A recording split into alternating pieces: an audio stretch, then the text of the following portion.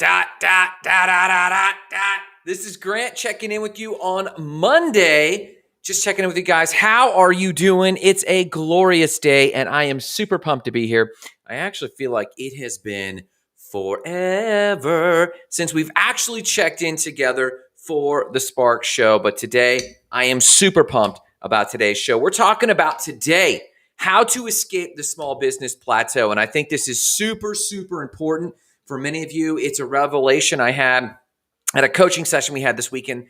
We had a great coaching session with awesome clients, Jamie and Natalia Clemens, and we won't get into their stuff, but we will get into personal revelations I've had about small business owners, including I had a follow-up conversation with a great friend, Dave Pappas, last night, and both of those really solidified that this is something that I need to be sharing with you guys. So we're going to be talking about the two paths to escaping the small business plateau. We're also going to be talking about Greek classical sculptures with tattoos and how awesome they look. The devil horn eclipse, what is that? We're going to be covering it. This and other news. But before any of that, you know what time it is. It's time for a morning cup of gratitude. That's right. We're going to be covering a morning cup of gratitude. You, me, connecting once again over what we're grateful for this morning. What are you grateful for this morning? What are you absolutely pumped about? Yay, good morning. Great to see you this morning. Good morning, Jessica. How are you doing? You know, I think this morning, Jessica, literally all of my feeds show that they're live here, but I don't see them on Facebook or anywhere except YouTube. So I'm glad you dropped in this morning. But yes, so for a morning cup of gratitude, what are you grateful for? Let me hear it in the comments. I'll start. Let me share. So I love doing my coaching retreats. I love when they're one-on-one. We do some training retreats where I have a topic and people attending are just there for that topic. But once in a while, we do these one-on-one retreats as we did with Loud Life Productions and Jamie.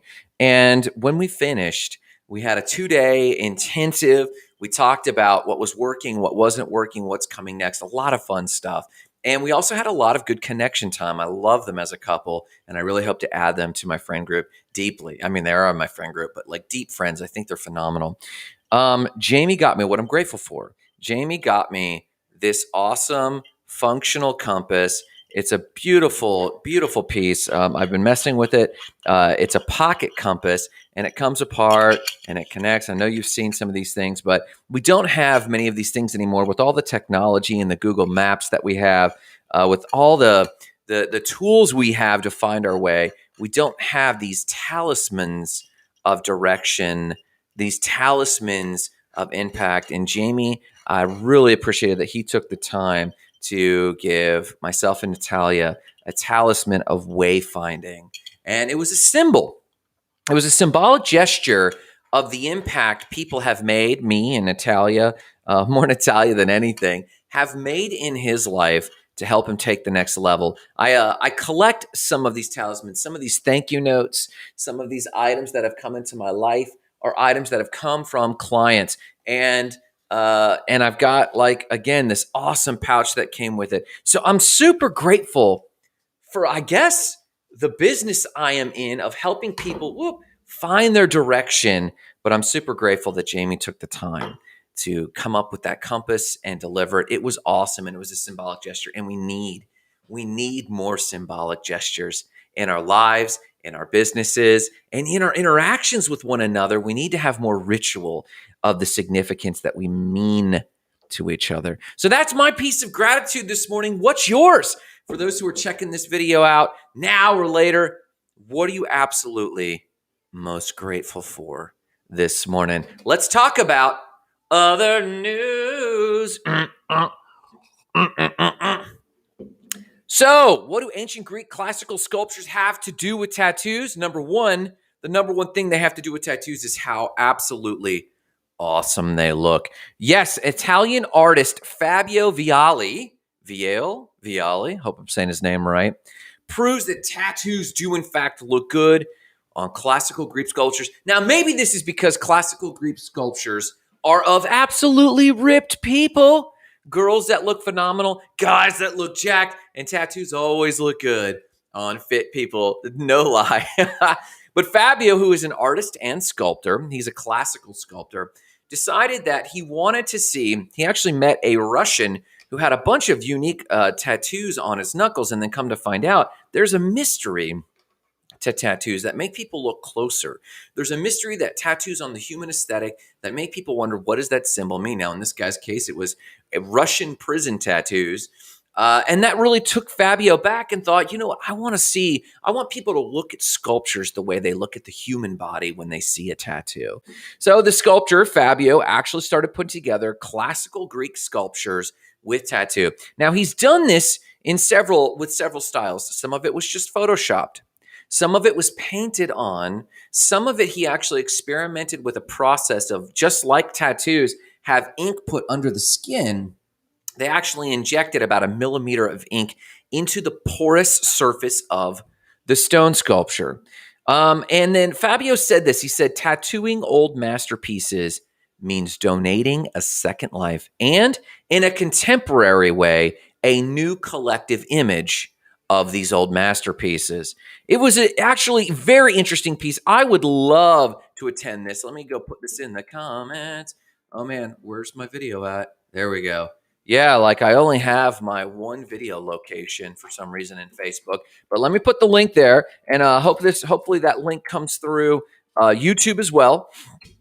So you can actually see a thumbnail or the actual article of how cool and creative it is for this person to actually put tattoos on classical Greek sculptures. Check it out. It's super awesome. You can see a thumbnail right there of one of the hand sculptures that have tattoos on it. It just looks awesome. It makes me want to go get more tattoos and probably get back into sculpture. For those who don't know, fun fact, I actually did stone sculpture all through high school and in my early college years, and I would love to go back to stone sculpture. That's our first piece of other news. Let's talk about a devil horns eclipse. Yes, this week there's going to be a follow-up sunrise solar eclipse in the northern latitudes. Exactly 2 weeks after this month's blood moon eclipse, there will be another total solar eclipse at sunrise. And it looks like it's going to be awesome. Now, this is going to be on Thursday, June 10th, right at the sunrise. And believe it or not, this happens every year. This is an annual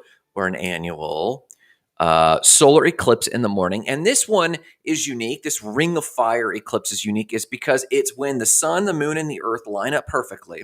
But it's when the moon is at its apogee, or roughly its furthest point from the earth. So it's a little further away from us, a little closer to the sun. And it can, at the right latitudes, create a ring of fire. Now, the ring of fire will be perfectly visible where? Well, in Ontario and in Greenland and in Northeast Russia. We're actually going to miss this ourselves. Jessica says, boom, link came through. I'm glad to see that. Thank you for that.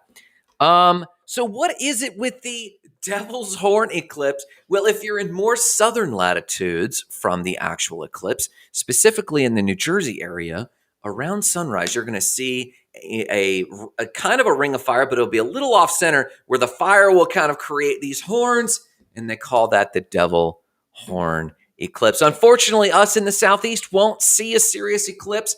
Marissa and I will be on the road that morning heading to Hilton Head, South Carolina, and maybe we will see the sunrise, but maybe, just maybe, we'll see a little bit of a wedge of an eclipse that morning. If you want to see more, there's the link. If you want to learn more about the Devil Horns eclipse or just the Ring of Fire, a lot of people every year try to actually make a migration to Canada, and I think this would be a great goal for us one year to just put it on the calendar and drive to Canada. Now, right now, the borders between Canada and the U.S. are still closed because of the pandemic, but maybe, just maybe, next year we'll actually see this thing and make a drive up there to see the annular solar Ring of Fire morning sunrise eclipse. And if we find ourselves in New Jersey, the Devil's Horn eclipse. That's your bit of other news. Let's talk about how to escape the entrepreneur black hole. Let's talk about it. So as I said, over this weekend, we had a great entrepreneur retreat or a vision retreat. Really, it was a retreat to help Loud Life Productions and Jamie realign, extract some vision, and kind of pick their next direction. Again, I'm not going to give too much away. Those are very private, intimate, important moments. We're not going to talk much about that, but I will talk about a revelation that came up in some of our dialogue. And it was an aha moment that Jamie shared, and that was, man, it seems like I'm going to have to focus more on business building than on their craft, videography. And we got to talking about this, and then jump forward. Last night, I reconnected with a good business friend, Dave Pappas, and we met for dinner here in town. And we got to talking, and we're talking about his journey and how he's been focusing even more on craft. You see, a lot of small business owners will start into a venture. And they'll get into that venture in the early days, excited about their craft. If you're a landscaper, or if you're a web developer, or if you're a bookkeeper, you start this thing and you're new on the scene and you get a lot of new business and you think, man, I must really have my message down. And you might. But more times than not, this is actually the result of you just being new on the scene and just being new in the world of your craft or your skill. You get a lot of business and a lot of excitement. It dawned on me, though, I've seen many small business owners hit a plateau and linger there for years. They linger being pulled between these dilemmas. And I call this the plateau. And it seems like all their growth is kind of, their rapid growth has hit a limit. Yes, they're still getting referrals. Yes, they might even still be growing year over year, but it wasn't like the early years. There's often these questions that come up. Should I raise my price? Or should I just keep my price where it's at, hire people and grow and expand? Should I take this course on my skill or craft? Or should I take this course on delegating and systems? And that doesn't seem fun at all, but I wonder if I should do that.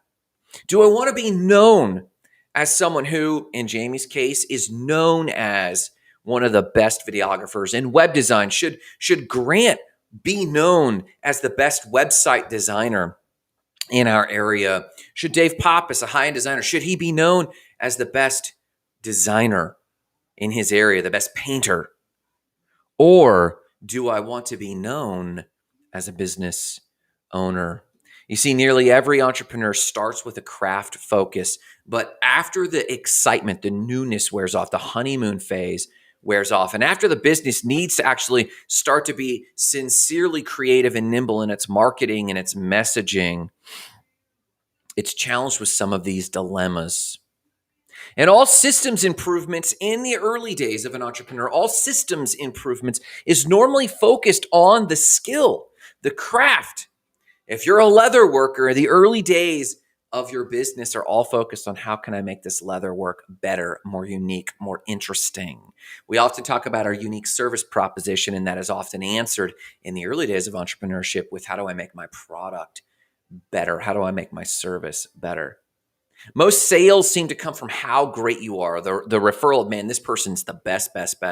But nearly every business I've been around has waned at some moment in the first 2 years. And if they don't answer the question of how to get off of this plateau where my sales are waning, even though I'm unique, I'm not really sure, should I grow my employees? Should I grow my skills? Should I raise my prices? And they feel like they've got a little bit of schizophrenia. Now, whether it was my meeting with Jamie or my meeting with Dave Pappas, they both expressed two angles, and it dawned on me that nearly every client I've ever had who has been stuck at this stage has absolutely been faced with this decision, and they've only ever made one of two decisions. There are only two paths off of the entrepreneur plateau.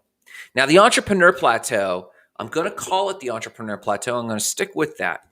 Could call it small business plateau.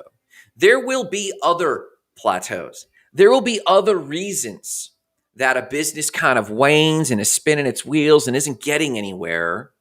But the first significant plateau that every small business owner, every entrepreneurial person needs to admit they are facing is that they have not made a clear decision to go boutique or business owner.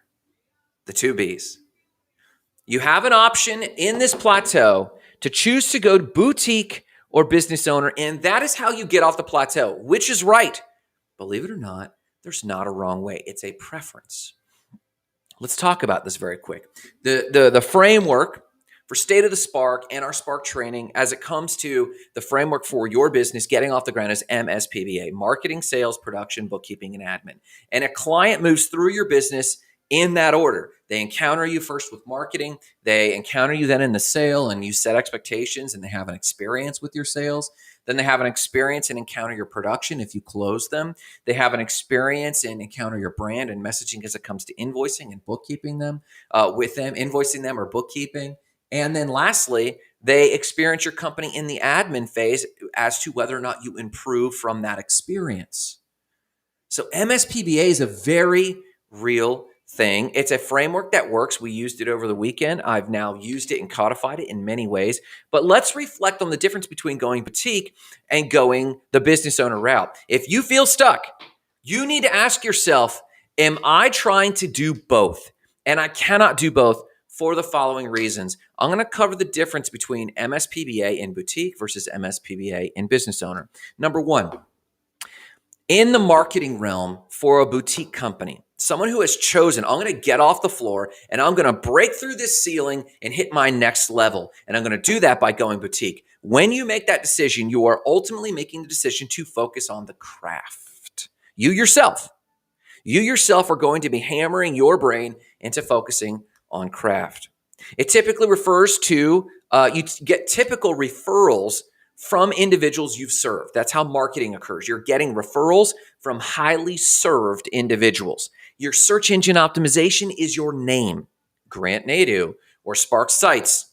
It's probably not craft leatherwork near me. It's probably not boutique video near me. People very rarely search that way. They might look for videographers in the area, but if they're looking for a high-end boutique work, they will not make that decision based on what they find in a Google search. They'll make that decision based on someone turning to them and said, hey, I know you're looking for a super skilled person in X, Y, and Z. Let me tell you about this experience I had. It's this deep, intimate experience. Sales. So that was marketing, M for marketing, sales. You will significantly raise your prices, definitely over market rate. If you do boutique websites, you will go definitely over market rate. You'll start in that $8,000 to $10,000 mark for websites. Definitely. The market rate for websites in our area is $3,000 to $5,000. When you do a boutique path, when you go the boutique route, you'll go over market. So your pricing strategy will be going over market because that makes a promise to the client. And then all of your sales processes are about barriers to entry. Do you really want this service? You're queuing them up for a higher ticket item. You have qualifying questions upon qualifying questions upon qualifying questions. Now in production, that's marketing and sales. Now in production, you have few, if any, employees. In fact, you are the most skilled producer in the room. You'll focus on the skill of your craft. You'll get better and better, and your systems improvements will be around doing more of the skill. You might not even look for the most efficient way. You'll often look for the most dynamic way to implement something.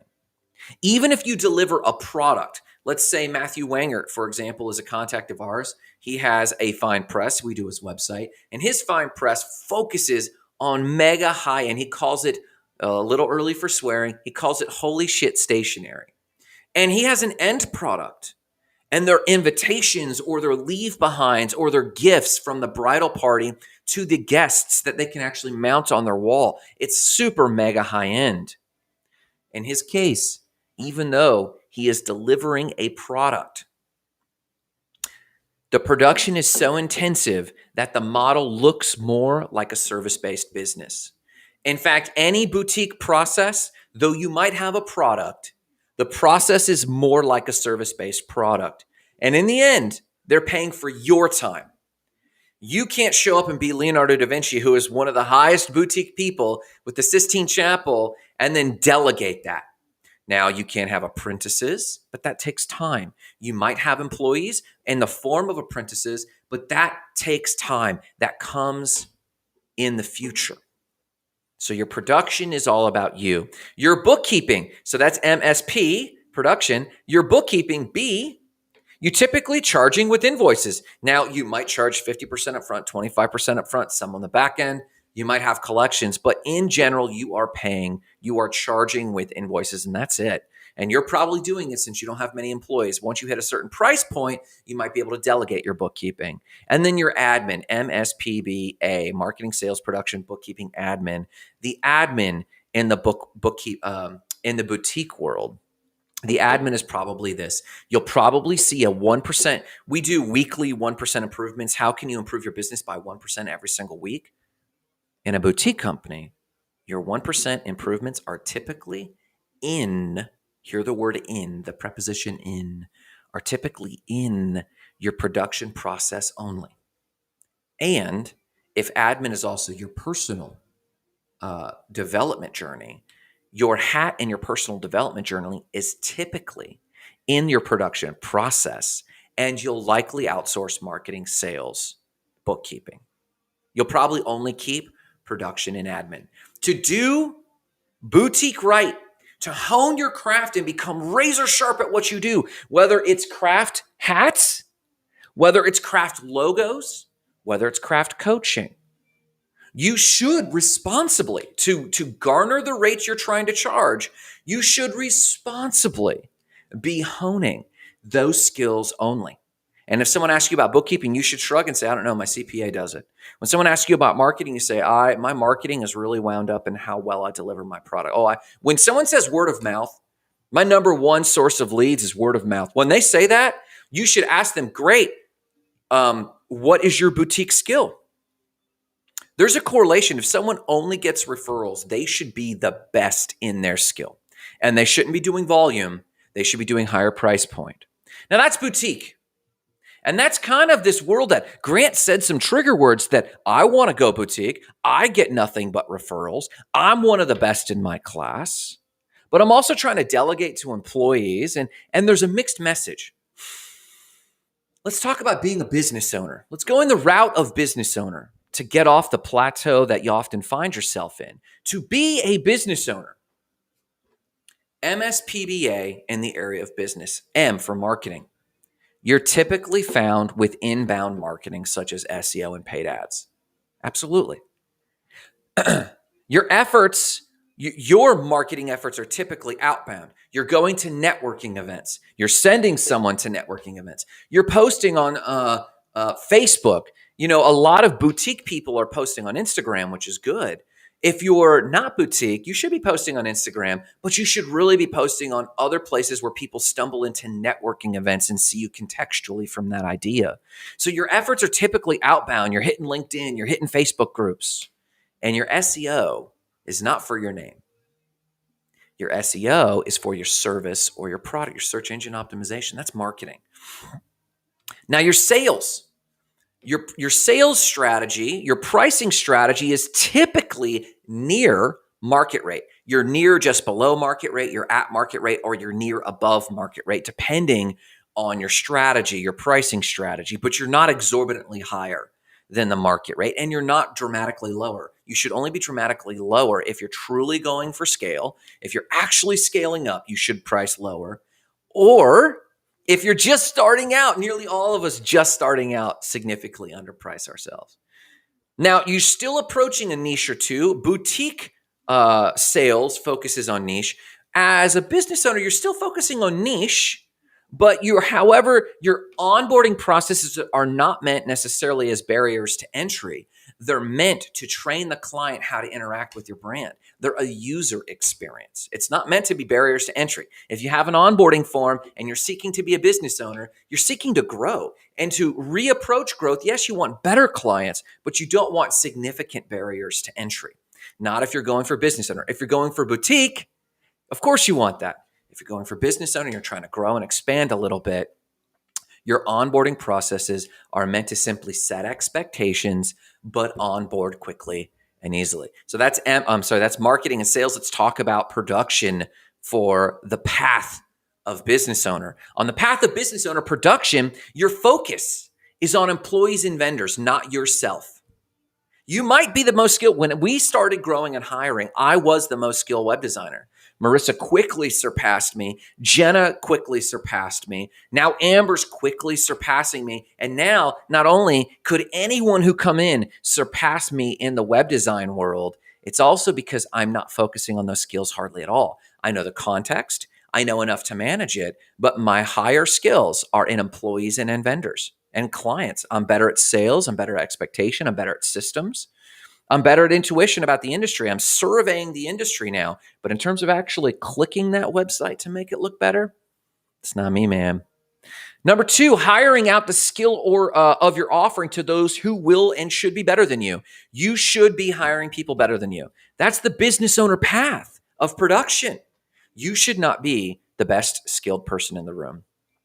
You have options for your service model. Are you a service-based business? Are you a product-based business? You see, when you're boutique, they literally are paying for your product as service. That custom leather craft or those custom photos, it's a service. Even though you might deliver an end product, it's a service. With a business owner path, you can choose. You can choose if I'm going to be putting out widgets.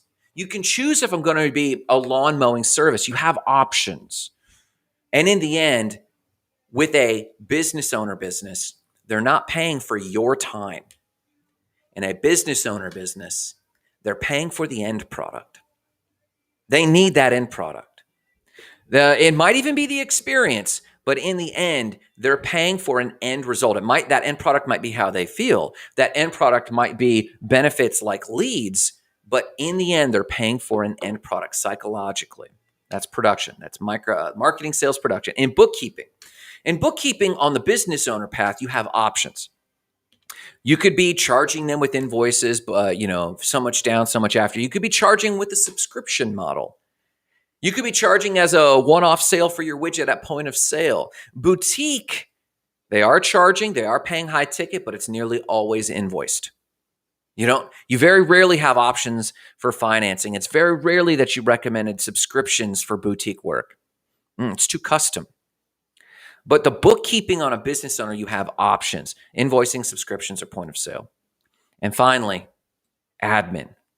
Under the admin hat of being a business owner, which is your main hat if you've chosen the business owner path, your 1% improvements that you're making each week, those are typically on your overall business systems. Now, hear me on this. When I said boutique, what I said was your 1% improvements are usually in your production systems. I'll do things a little bit better like this. I'll make sure that my leather work looks like this. I'll make sure that I hustle a little extra and do this or that. In the business owner realm, your 1% improvements are on the business. How we message things, how we invoice, how we automate. A lot of conversations around automation on the business versus in the business. In boutique, you will always work in the business. And a business owner, you mostly work on the business. Your hat in your personal journey is dominantly on designing better systems and delegating to employees better. Designing and delegating. Designing systems, delegating to employees. This is the skill. This is who you're going to slowly become known as. Grant was a great boss. He delegated very clearly to me. We designed great systems together, at least as it comes to that business. Now, you might be in love with, I'm the world's best pet sitter. I'm the world's best leather worker, and I want to be known as that person. Great. Choose the boutique model. Grant was great at business. He did business well. He had hobbies, and he surfed, and he sculpted, and he painted, and he was a speaker and a trainer.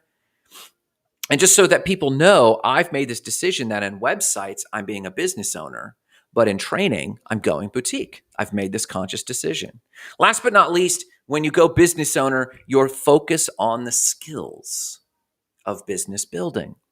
That doesn't mean you're cold and calculating, but you focus on the skills of business building. We've covered MSPVA on boutique and business owners. If you didn't catch all that, you can always replay this. It is categorically a different path. Here we go. Ryan Odenweiler says, great delineation between boutique and business improvement. And Ryan's in an interesting field. On one hand, he's a speaker and a coach and a trainer. He's cultivating that. On another hand, he's a real estate agent. And you want to make sure you delineate, as he says here, how you're treating each. I happen to know that Ryan wants to be an extraordinary motivational speaker and trainer. Of course. That's going to be boutique. People are paying for his time. That's the skill he's cultivating. That's what he wants to be known as. He doesn't want to delegate that necessarily, not now. How much of real estate could you treat like being a business owner? So, again, to recap, a lot of entrepreneurs out there are floundering. I can't tell you how many of you I talk to, and you're so torn because you want this, you want that, you can't figure it out, and there's just a magical way for you to synthesize it, yet you've been floundering with the same questions and concerns for years now. You haven't really broken the early records of growth, and you're honestly losing steam on waking up and knowing what to implement. I present for your consideration. You will breathe new life into your business if you choose boutique or business ownership. Now, Grant, which do you recommend? Oof. I was asked this question when I presented this idea recently. Grant, which do you recommend? And I would, of course, say it always depends on your situation. It depends on where you're at in life. It depends on your business and your journey to date. But in general, if you've never made this conscious decision, hear me on this and hear my heart on this. If you've never made the conscious decision between going boutique and going business owner, I would present for your consideration, if you could not clearly and confidently point to having done both, I would present the business owner route, and here's why. The boutique route is never, never, never ending. When you go boutique, you're committing to a trade. You're committing to a craft. You're committing to becoming the blacksmith. You're committing to becoming that person. When you go the business owner route, you're developing more transferable skills. Now, if 2 or 3 years down the road, you've gone the boutique route and realize, I don't really want to go this route. I want to delegate. It's gonna be hard. People call you for your craft. And when you start delegating to people, they call and say, no, I don't want to deal with your employees. I want to deal with you. You've earned a reputation to be accessible for that thing. It's hard to backpedal. But when you've gone the business owner route, if in 2 or 3 years you realize, no, I want to be closer to the craft, I don't want to be so far from this, you can still take these transferable skills and move them to boutique. It's never too late to go boutique if you have business owner skills. It can be too late to go business owner if you only have boutique skills. I find that you can normally only travel between those directions once. Now, again, your unique journey might have been something else. You might have been a business owner, and I could talk to you about what marketing systems you're familiar with and what sales processes, and you could shape a sales process, and then you've just decided, Grant, I really want to go boutique now. That's possible. If you've told me, Grant, I've been boutique for years and years and years, and I'm super skilled at this thing, you still have to sit down in kindergarten for marketing. You still have to sit down in kindergarten for bookkeeping. Lisa Welsh jumps in and says this. Lisa says, it's hard when you make yourself too accessible to your customers. It totally is. Now, when you're boutique, you have to, because you're selling your personal brand. You are selling your personal brand. But when you go business owner, and they're all about the output, and they're all about getting this process, and it's not about one particular personality, you can curb that quite a bit. So again, if you're just now jumping in, I recommend you go back and watch the comparison, watch the video to see the comparison between the two and make your conscious decision. Because I'm telling you, if you do not make a decision, if you flounder, you will just be unintentionally winding up your company. Because we say this a lot in Spark Citizens and Smart Business Owners, and it's this. You're either growing your company or you're unconsciously or consciously winding it down. You're either growing your company or you're closing your company. You're either growing your company or you're winding it down. And growth can happen, boutique. It can. Growth can happen as a business owner.